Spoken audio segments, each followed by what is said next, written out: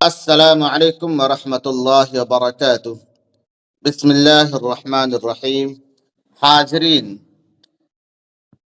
تختی نمبر 5، را کے قاعدے۔ اس سے پہلے 4 تختیوں کا سبق ہو چکا ہے۔ آج ہے 5واں تختی، جس میں بیان کیا جائے گا را کے قاعدے کو۔ تو بغیر کسی تمہید کا ہم سبق شروع کرتے ہیں۔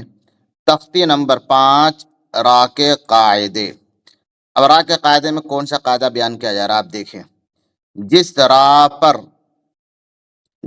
را پر زبر یا پیش ہو یا را ساکن سے پہلے والے حرف پر زبر یا پیش ہو تو اس را کو پر پڑھیں گے۔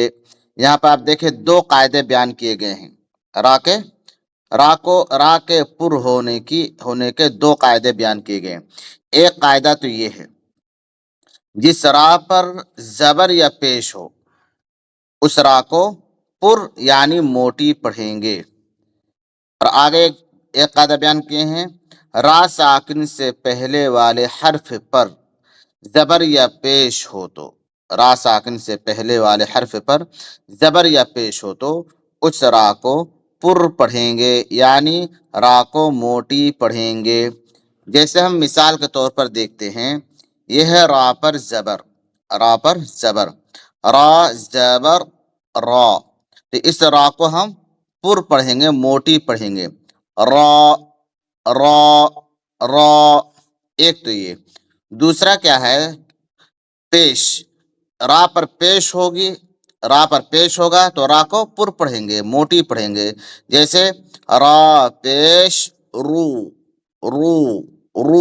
یہ را کو پر پڑھیں گے۔ ایک تو یہ قاعدہ تھا۔ دوسرا قاعدہ تھا، را ساکن سے پہلے والے حرف پر، را ساکن ہو مطلب را کے اوپر جزم یعنی سکون ہو، اور اس سے پہلے جو حرف آ رہا ہے اس کو اوپر زبر یا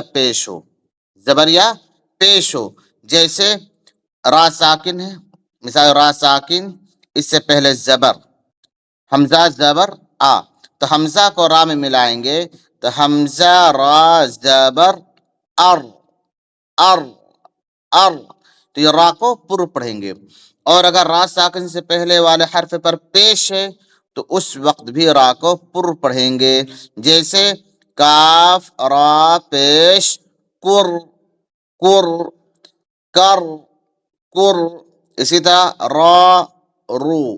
اس ادائیگی کو سمجھیں، سنیں، اس کو مشق کریں، اس قاعدے کو اچھی طرح سمجھ لیں۔ السلام علیکم ورحمۃ اللہ وبرکاتہ۔